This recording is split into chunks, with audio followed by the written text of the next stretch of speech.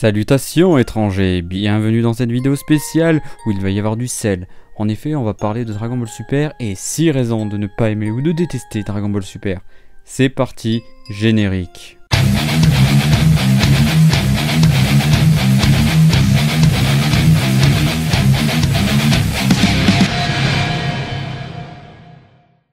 Alors, déjà, les gens qui ne supportent pas la critique sur Dragon Ball Super, je vous invite à quitter la vidéo, car ça ne sert à rien, vous allez vous énerver, m'insulter et compagnie, et ça ne sert à rien parce que vous allez être directement bloqué ou votre commentaire sera supprimé par les modérateurs. Oui, c'est comme ça, c'est la liberté d'expression, vous n'avez pas à insulter les gens. Vous pouvez dire je suis pas d'accord, j'ai aimé pour ça, ok, il n'y a pas de souci, le commentaire restera, mais si vous commencez à insulter, ben ça sera directement dans les spams et après supprimé. Donc voilà.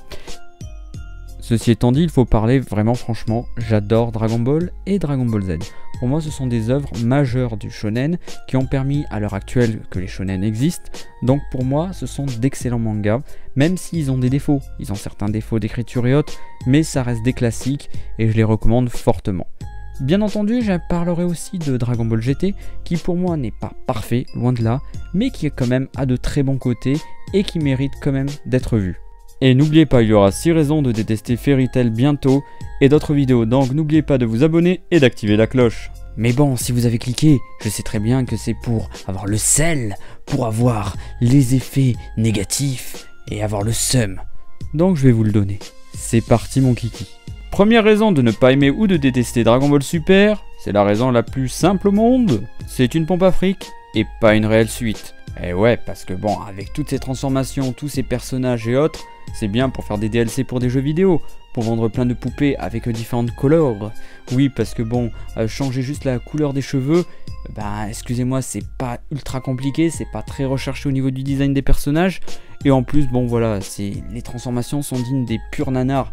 Honnêtement, d'ailleurs, il y a eu plein de mèmes sur YouTube, ainsi que sur Facebook, Twitter et compagnie, avec Dragon Ball Super, avec les Power Rangers. Après, c'est facile, hein, de toute façon, les fans l'avaient fait depuis des années. Tu utilises Paint ou Photoshop, tu changes juste la coloration, et c'est bon, t'as la nouvelle forme du Super Saiyan Blue, Red, Pink et compagnie. Et encore, si ce n'était que cela, étant donné que la qualité aussi, même des épisodes, était complètement pourrie, on va pas se le cacher, avec les premiers 30 épisodes qui étaient complètement foireux. Alors oui, après ça a été rattrapé avec le Blu-ray, mais bon, au niveau de la qualité, pour une œuvre pareille, alors qu'il y a d'autres mangas qui se cassent la tête à essayer d'avoir une production nickel, et vous en connaissez énormément je suppose, c'est honteux pour quelque chose qui est une licence quand même ultra connue, une licence qui est attendue depuis des décennies, d'avoir une qualité pareille. On voit qu'il y a derrière juste un profit, l'intérêt, l'appât du gain, et pas la passion, il manque la passion. Et je vais vous donner une petite anecdote, le bonbon, le sucre sur le gâteau. Vous vous souvenez de Cell? Cell avait un potentiel énorme pour évoluer dans Dragon Ball Super, il aurait facilement pu dépasser Golden Freezer, ainsi que d'autres personnages, mais vous savez pourquoi on ne l'a pas mis dans Dragon Ball Super? Tout simplement parce que c'était trop chiant pour le redessiner, car ce que faire les petits points de sel était trop compliqué. C'est vrai qu'il y a eu 20 à 30 ans d'évolution au niveau de l'animation et autres, et c'est vrai que faire des détails dans un manga c'est très compliqué, c'est très dur de nos jours, on n'a pas la technologie, on n'a pas des super ordinateurs et la CGI n'existe pas, donc voilà, en gros, juste par flemme et par manque d'audace, on n'a pas Vegeta aussi Super Saiyan 3, juste parce que bon, c'est chiant à animer. Bon, passons au numéro 2, un scénario sans risque. Alors c'est déjà cool de se caler dans une ellipse, bon déjà tu n'auras aucun dégât au niveau du scénario puisque à la fin tout le monde est là. Ouais, il n'y a aucun problème, ils sont tous là, personne ne va mourir, tout le monde est protégé par le scénarium, il n'y a aucun souci. On va te raconter une histoire complètement hors sujet, au 7 sur 20, qui n'aura aucun impact parce qu'on les retrouve au tournoi à la fin. Donc, il n'y a aucune prise de risque. Vous savez très bien que « Ah, Goku, il est en danger !» Bah non, non, tu le vois au tournoi. Donc, aucun des personnages n'est condamné. Alors que bon, ça aurait été plus simple et plus intelligent d'aller au-delà, d'aller 10 ans plus tard, de voir, je sais pas, Goku en train d'entraîner Oops. D'ailleurs, petite info, je vais réécrire Dragon Ball Super parce que pour moi, ça c'est une erreur stratégique, c'est une erreur industrielle, c'est vraiment un carnage de faire cette idée de mettre dans ce petit carré, dans ce petit espace-temps, les histoires, je trouve ça complètement stupide parce que là, on a énormément de potentiel qui est gâché. Car le souci dans tout ça, c'est que, à part les non-fans, les gens qui ne connaissent pas du tout l'œuvre, ou les personnes souffrant d'Alzheimer, parce que Alzheimer peut aussi toucher les jeunes personnes, en fait, tu as 0 en jeu. Tu sais déjà tout ce qu'il y a à la fin. T'as le tournoi final, donc oh putain, cet ennemi il est en train d'affronter Goku, il est super puissant. Bah non, on sait qu'il y a le tournoi à la fin. Donc ça ne sert strictement à rien. Tu te regardes cette histoire en te disant bon, ok, OCF sur 20.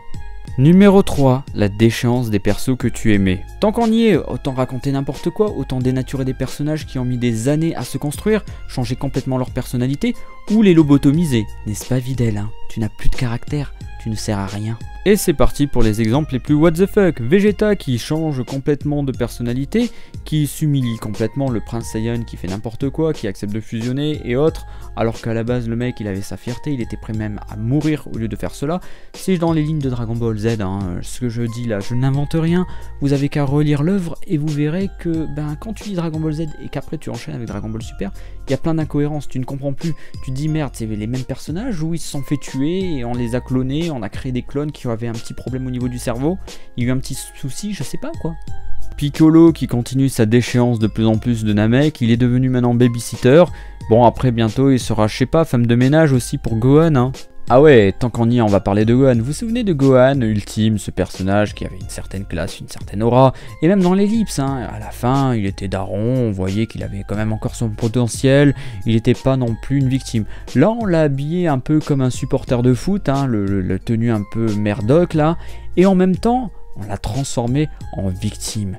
Le personnage qui « Ah, j'arrive même plus à me transformer en Super Saiyan au bout de quelques mois. » Mec, mais au niveau du scénario Akira Toriyama, je sais que la vieillesse ça a peut-être joué, hein, mais t'aurais pas un début d'Alzheimer, mec? Je suis désolé, hein, c'est pas rigolo de se moquer des gens qui sont malades de ça, c'est même terrible, mais honnêtement, mince, qu'est-ce qui s'est passé dans la tête de la Toei? Qu'est-ce qui s'est passé dans la tête d'Akira Toriyama pour mettre Gohan en victime? Et là, notre Gohan, qui était un personnage aimé du public, est devenu une lavette complètement inutile, qui n'utilise même pas sa science, alors que dans Dragon Ball GT, il était vachement plus utile, il avait plus de charisme, mais bon, dans Dragon Ball Super, c'est un vrai massacre. Ah, et aussi petit clin d'œil à tous ceux qui ont fait des fausses vidéos sur YouTube, et aussi un peu du fake news avec ah ouais, Gohan Blanco, on l'a jamais vu, hein, mais ça c'est petit pic, hein, gratuit que je vous offre. On en parle de l'humiliation de Freezer? Ouais, Freezer, le tyran galactique et tout, qui a été complètement humilié au paradis, qui a été complètement humilié sur Terre, qui s'est entraîné pour rien, qui s'est fait défoncer comme un teubé, et qui ne sert à rien. Ah oui, et en plus on peut faire des blagues avec lui, c'est comme si on prenait un personnage venant d'une époque lointaine, qui a fait beaucoup de mal et beaucoup de morts, et qu'on faisait des blagues avec lui. Je sais pas si ça passerait, hein. Et on en parle aussi du plagiat entre guillemets de Superman. Ah ouais, c'est vrai que Bardock se prend pour Jor-El. Vous savez, Jor-El, le père de Superman, qui a dit « Oh, Krypton va être détruit, j'envoie mon fils sur une autre planète ». Ça a été le même délire avec Goku. On a changé le côté de Bardock. Bardock, le guerrier qui était complètement badass, on l'a transformé en, je sais pas, en espèce de père de Superman, entre guillemets. Le seul point positif, c'est quand même Vegeta qui a eu quand même un développement, je reconnais, assez cohérent. Et Broly qui est passé d'un psychopathe démoniaque complètement con à un espèce de bisounours un peu sociopathe. Bon, ça va. Je peux mettre un petit peu d'huile, je peux mettre un petit peu d'eau dans mon vin. Numéro 4, des arcs qui ne servent à rien. Eh ben, c'est long. C'est vraiment très long pour raconter une histoire qui peut se raconter en 10 épisodes. En effet, le côté de « Oh, Beerus qui vient de l'espace et qui n'est pas content parce que c'est un dieu de la destruction, mais si on lui donne un cookie, il se calme et il détruit pas la planète. » Ok, on aurait pu faire en 3 épisodes cette histoire. Freezer et son humiliation en 3 épisodes et c'était emballé. Mais ça dure et ça dure et ça dure. On a pris 2 films d'1h30 chacun et on les a compilés en 30 épisodes ou 40 épisodes si je me souviens bien. Après on a l'arc de Champa qui ne sert strictement à rien. Une bataille pour de la bouffe pour à la fin ne servir à rien. Ah ouais, juste on nous a présenté Hit, mais c'est le seul truc qui était intéressant. Tout le reste, ça ne servait à rien. On se fait chier, on s'ennuie, il n'y a rien dedans. Après, quand même, il y a une petite note. Ah oui, parce que dans toute cette immondice, nous avons tout de même l'arc de Black Goku. L'arc de Black Goku, pourquoi vous l'aimez? Parce que ça se rapproche du modèle de base de Dragon Ball Z. Vous avez une histoire, il y a quelque chose là, ce ne sont pas des tournois à la con qui sont juste là pour le fun, ou des combats inutiles qui durent des heures et des centaines d'heures. Non, non, là vous avez directement quelque chose d'intéressant. On vous sort un personnage du passé qui, lui, a une continuité avec Dragon Ball Z, donc vous kiffez, c'est logique. Et il y avait quand même une certaine structure. Oui, l'arc Zamasu a été écrit, ce n'est pas un arc qui est juste là pour combler et pour créer des épisodes artificiels. Et le pire, c'est que l'arc Zamasu, ça te donne de l'espoir. Tu te dis, waouh, ça va être bien, maintenant ça y est, c'est lancé, ils ont eu un petit début difficile. Non, non, non, non, ne t'inquiète pas. Tu as l'arc du tournoi du pouvoir qui a duré extrêmement longtemps en animé, qui n'a servi à rien, surtout que la finalité, bon bah on a fait 70 épisodes pour, ah bah non, bah en fait Zeno, il voulait de toute façon que ça se finisse comme ça. Bah ok, bon bah ça n'a servi à quoi? Ça a servi strictement à rien. Oh bah après on a eu le film Broly qui était bien parce qu'il se rapprochait encore une fois de Dragon Ball Z. C'est pour ça que vous l'avez kiffé, tout simplement. Et qu'ils ont mis enfin le budget, qu'ils ont mis assez d'efforts. Ah oui, juste l'arc du tournoi du pouvoir, oui c'est sympa, à part l'Ultra Instinct et Jiren. Et le pire dans tout ça, c'est que au niveau du manga, vous avez l'arc Beerus qui ne dure pas très longtemps, il ne dure même pas un tome. Vous avez l'arc de Freezer qui est juste une case. Et après, on enchaîne directement avec le tournoi de Champa qui ne servait strictement à rien. Bon, ce tome, on s'en fout. Et vous avez quand même 3 tomes sur l'arc de Black Goku, où là, oui, c'était intéressant. Il y avait quelque chose, je le dis clairement. Et au niveau du tournoi du pouvoir, c'est vite envoyé. L'Ultra Instinct, c'est OCF sur 20, rempli d'incohérences. Bien sûr, maintenant, il y a l'arc Moro que tout le monde est en train de dire « Oh mon dieu, c'est le meilleur arc de tous les temps, encore mieux que l'arc de Black ». Mais moi, j'attends la chute parce qu'il y a tellement d'incohérences que des fois, j'ai envie de prendre le tome et me le claquer sur la tête. Même si le tome n'est pas encore sorti dans cette période temporelle. Mais comme je voyage dans le temps, j'ai déjà récupéré les tomes et je connais déjà la fin de Dragon Ball Super. Ah, vous avez vu comme je suis fort. Numéro 5. Goku est une victime, doublé d'un mental d'un gosse de 4 ans. Oui, Goku est une victime dans Dragon Ball Super. Oui, je sais, ça fait mal au cœur. Si tu es fan comme moi de Goku, que tu as aimé Dragon Ball Z et Dragon Ball, tu te dis mais qu'est-ce qui s'est passé? Alors le personnage était loin d'être parfait, mais quand même se faire défoncer autant, se faire humilier autant, se mettre tellement terre à terre, c'est vraiment horrible. Surtout que bon, on va résumer tout ça. Dans l'arc Beerus, si vous vous souvenez, si vous n'avez pas Alzheimer, il perd et il a une grâce de Beerus parce que oui, Beerus il est devenu pote avec Goku. Il a fait bon bah, je suis plus fort que toi, mais bon, comme tu pues trop la merde, mais que tu as un peu de potentiel, on fera un rematch. Dans l'arc Golden Freezer, il se fait défoncer par un laser dans le dos et se fait défoncer alors qu'il est un guerrier ultime, c'est un dieu, il se fait défoncer par une arme technologique complètement pourri et c'est vraiment humiliant, c'est vraiment nul, sachant que il aurait pu être vaincu d'une autre façon. Je sais pas, Freezer, à dernière nouvelle, il pouvait faire des lasers avec ses doigts, mais là, comme par magie, il ne sait plus le faire. Bon ben déjà, magnifique incohérence. Dans l'arc du tournoi de Champa, il se fait défoncer par Hit, et il n'arrive pas à le vaincre, et donc Goku doit abandonner, donc il perd. Ceci est un échec. Dans l'arc Zamasu, il se prend des raclées, il va dans le futur, il va dans le passé, il va dans le futur, il va dans le passé, ouais, c'est super génial. Et à la fin, bon, comble du mindfuck, il sort Zeno parce que bon, il est pas assez puissant, il n'a plus de fierté, oui, parce que Goku a perdu sa fierté dans Dragon Ball Super. Oui, la fierté Saiyan, vous vous souvenez de cette fierté qui faisait que ah, j'affronte un ennemi même si c'est la planète qui va péter, je vais affronter cet ennemi même si je pourrais fusionner et je pourrais le vaincre. Non, je suis un Saiyan, c'est ma fierté, c'est grâce à ma puissance et à mes efforts que je défoncerai mon ennemi. Et bah là non, il fusionne, il fait tout ce qu'il faut pour gagner et même il fait des coups de lâche. Et alors l'arc du pouvoir c'est le pire je pense, parce que Goku déjà il se fait défoncer, Freezer a pitié de lui, lui balance une piste d'énergie dans la gueule en disant ah, on répète la scène sur Namek, hein. Maintenant t'es complètement humilié. En plus Goku se dope au Genki Dama, ah oui c'est un accident, mais il s'est dopé, il a demandé l'aide des autres pour vaincre Jiren, il s'est fait complètement défoncer, il a eu un power-up complètement sorti de n'importe où, et en plus, pire que tout, il n'arrive pas à vaincre Jiren, ils se mettent à 5 contre lui, vous imaginez le délire. Oui, je compte Vegeta, je compte C17, je compte Freezer, je compte Goku, ainsi que Hit, parce que Hit a essayé aussi, donc ils étaient quand même à 5 contre lui, mais bien sûr ça, bien les gens diront non, il était trop fort, il a défoncé Jiren. Oui, parce que bon, les fans de Goku hardcore de Dragon Ball Super, hein, je vise eux, ils voient que ça, ils voient que ce petit passage, parce que bon, ça les arrange, parce que si tu vois toute la réalité, t'es là, tu te dis, ah ben, en fait, Goku, là, sur ce coup, depuis qu'il est dans Dragon Ball Super, il pue un petit peu la merde, hein. Mais bon, là, ça passe, donc voilà.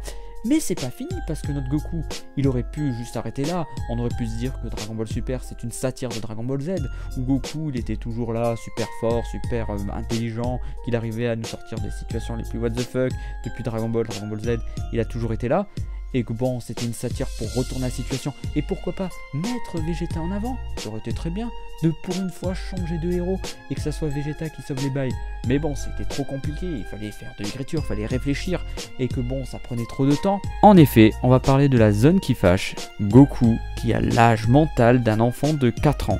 Alors là, ça me dérange vraiment fortement, et je vous déconseille fortement de regarder Dragon Ball Super ou d'aimer cette œuvre à cause de cela. C'est que le personnage qu'on a aimé, qu'on a vu grandir de Dragon Ball à Dragon Ball Z, que ce petit gamin qui est devenu un adulte, qui a voyagé dans l'espace, qui a vécu plein d'expériences, qui a commencé à évoluer mentalement, qui est devenu un daron, qui a été là pour son fils Gohan, qui s'est sacrifié, qui a été l'une des pires séquences, parce que le tournoi de Cell, c'était quand même à l'époque, la première fois que tu le vois, ça te prend au cœur, ça te fait mal.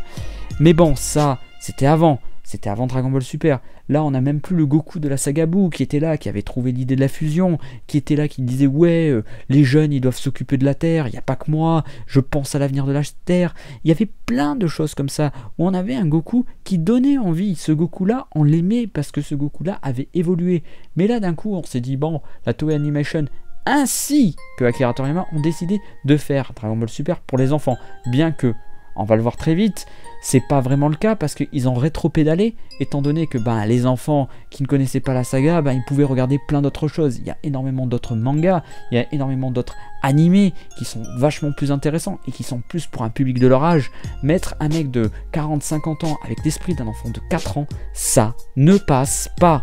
Ça ne passe pas. Et même dans Dragon Ball GT, ils avaient eu l'intelligence de rajeunir Goku. Et donc quand Goku il avait un comportement de gamin par moment, c'était normal parce qu'il avait régressé. Mais le pire dans tout ça, c'est qu'ils ont dû revenir en arrière et après faire plein de clins d'œil aux fans, aux anciens. Par exemple des positions de combat, des poses de Kamehameha, de Final Flash et compagnie. Plein de clins d'œil à des personnages anciens. Seuls les anciens pouvaient les connaître. Les nouveaux qui ne connaissaient que Dragon Ball Super ne pouvaient pas connaître tout ça, tous ces clins d'œil et autres. Et malheureusement, ça a fait que ça a divisé les fans. Ce qui a fait que Goku a été détesté. Moi personnellement, j'adore le Goku de Dragon Ball Z. Celui de Dragon Ball GT, je l'apprécie surtout en Super Saiyajin 4. Mais je ne supporte pas le Goku de Super. Parce que le Goku de Super est un teubé. Maintenant, ils sont en train de le rechanger dans l'arc Moro, le dernier arc en date. Mais c'est un teubé de A à Z. Quand on te met un quadra quinca et quand on te dit « Ah moi j'ai jamais embrassé ma femme !» Mais comment tu peux faire passer ça? Tu ne peux pas faire passer ça, surtout quand Goku était tout petit. Ça passait, c'était rigolo. On pouvait dire « Ah, c'est un ignorant ». Quand il était jeune adulte, ça pouvait passer.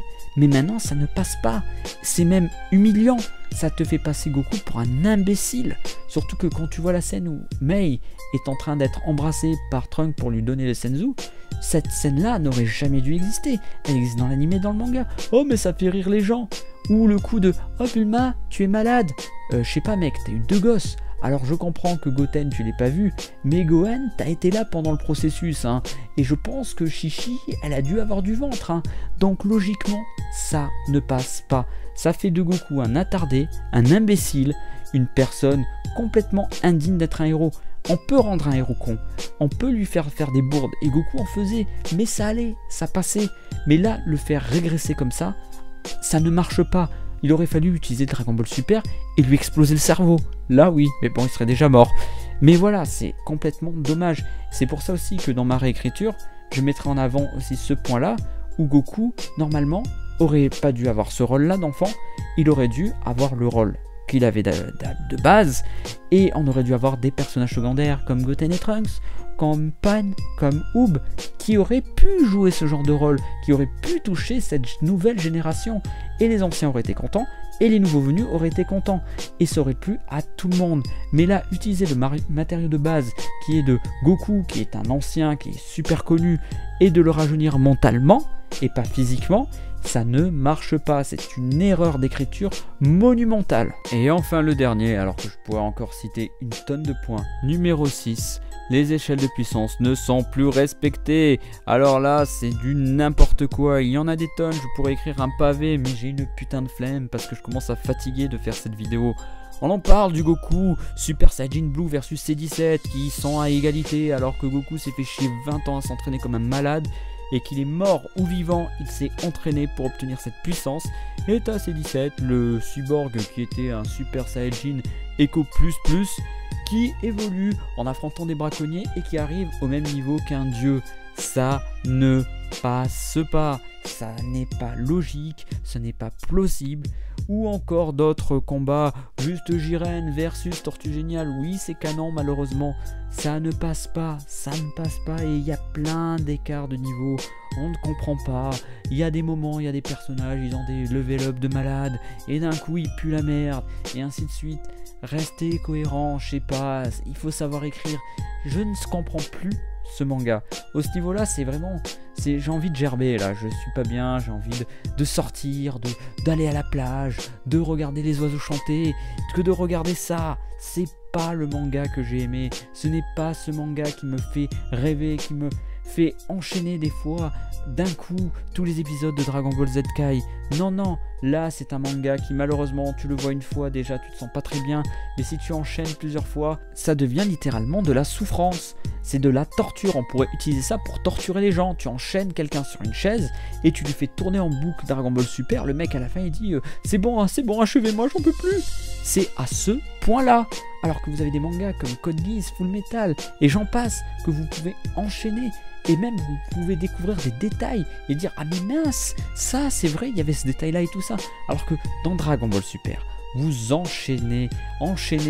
Moi je l'ai regardé 3 fois d'affilée. C'est pour ça aussi que je suis autant haineux, peut-être autant rageux.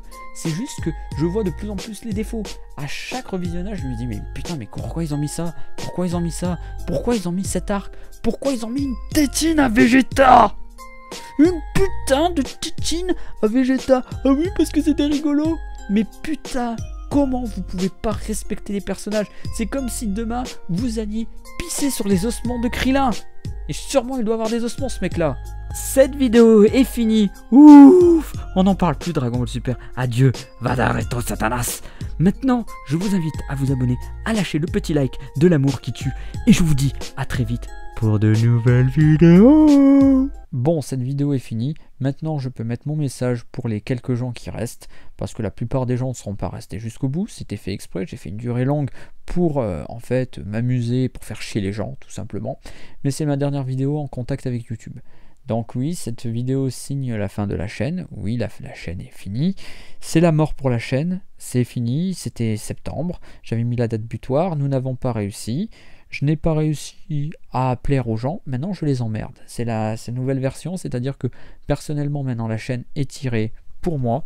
Elle est faite pour moi, pour mon plaisir personnel que je ne partagerai pas avec vous. C'est-à-dire que maintenant, cette chaîne va être une Dropbox ou une chaîne où je vais poster des trucs, des vidéos qui seront publiques, hein, mais je n'aurai pas d'interaction avec vous. C'est-à-dire que je ne parlerai pas avec vous, je ne vous demanderai pas de commentaires. L'onglet communauté est mort, c'est fini. Maintenant, je ne communiquerai plus avec vous parce que ça ne sert à rien. Et ça sera un dialogue de sourds, c'est-à-dire que, en gros, je balance ma façon d'être, ma façon de parler. J'ai envie d'écrire un texte, je le balance, mais voilà. Je rêvais d'atteindre les 100K juste pour avoir le trophée, je le dis clairement. Alors les gens vont me dire, ouais, ils rêvent, mais je m'en fous. De toute façon, je sais que les gens aiment la médiocrité, et je suis content de me dire qu'au fond, je ne suis pas assez médiocre pour avoir les 100K. Donc d'un côté, ça me rassure un peu, et ça me console. Donc voilà, personnellement, je ne gagne pas d'argent de YouTube. Le seul truc que je gagne, c'était juste de pouvoir vous rencontrer en convention. Or, ça s'est pas fait, ça s'est pas du tout fait. Pas grave. Après, clairement, au niveau du reste, ben, j'ai eu que du mépris, des insultes, même pas de la reconnaissance pour le travail. On a travaillé tout l'été pour faire un truc en 3D, vous nous avez pissé à la gueule, vous nous avez chié dessus la plupart d'entre vous. C'est normal, mais je ne vous en veux pas, c'est normal, je comprends. Quand on a un but de sa personne, on croit qu'on fait les choses bien. Moi, je savais que c'était pas parfait, mais au moins j'ai réussi à le faire, et je suis fier de moi, et c'est le truc le plus important. Et les personnes de mon entourage très proches, qui sont très peu nombreux, mais qui ont plus de valeur que tout ce qu'il y a dans ce monde, et ben eux ont conclu que c'était très bien. Et moi, ça me suffit. Le reste, je m'en fous complètement. Que vous ayez pas aimé mes vidéos, que vous aimiez pas ma personnalité, je m'en contrebranle. Only God can judge me. Et le reste, c'est tout. Je suis désolé aussi de vous abandonner, parce que personnellement, les prochaines vidéos, ça sera mon kiff personnel, pour moi, Et essentiellement pour moi, pour me dire que dans 5 ans, 10 ans, quand je voudrais les récupérer et les montrer à mes gosses, ils diront ah bah mon papa il a fait ça, ça, ça, ça, ça. Mais clairement, je vais le dire honnêtement, pour moi YouTube est mort. Je remercie tous les youtubeurs qui m'ont planté dans le dos, ceux qui m'ont insulté, ceux qui m'ont harcelé, ceux qui m'ont humilié. Je remercie aussi toute la communauté inactive ainsi que les gens qui ont planté complètement le projet. Ces gens-là qui ont complètement tout détruit. Je remercie aussi le fait que quand on ne croit pas en cette chaîne, ça a tué la chaîne. Moi personnellement, c'était une chaîne à but non lucratif. Donc moi, ce que je voulais clairement, c'était juste faire quelques petites conventions par-ci par-là, rigoler, rencontrer des gens. Bon, casse-moi pas les couilles le téléphone, ouais, parce que je suis en direct et ça vient du cœur. Donc voilà, maintenant, vous inquiétez pas, onglet communauté mort, tout est mort. Bannière de la chaîne, tout est foutu. Donc voilà. Je sais que certains vont m'insulter, me traiter de tous les noms, m'insulter, se désabonner. Mais désabonnez-vous, c'est pas grave, il n'y a pas de souci, je m'en fous. Je vais vous dire clairement, ça change rien. De toute façon, la chaîne, elle était déjà morte. Qu'on soit 1 million, à 500 000, 10 000, 20 000, une personne, je m'en fous parce que pour moi, cette chaîne maintenant, c'est un bazar. Et je m'en fous complètement. Alors oui, des gens vont dire oui, c'est dégueulasse, tu nous abandonnes et tout. Mais je n'ai aucun contrat avec vous. Je ne gagne rien avec vous. Je ne prends même pas de satisfaction à faire mes vidéos pour vous. Maintenant, je fais que mes projets pour moi et seulement pour moi. Les gens qui suivront, suivez. Mais je ne répondrai plus aux commentaires. Je ne serai plus en contact avec vous. C'est dégueulasse, c'est comme ça. Mais moi, voilà, j'ai trop donné. J'ai donné de ma personne. Je sais ce que j'ai donné. Je sais ce que j'ai fait.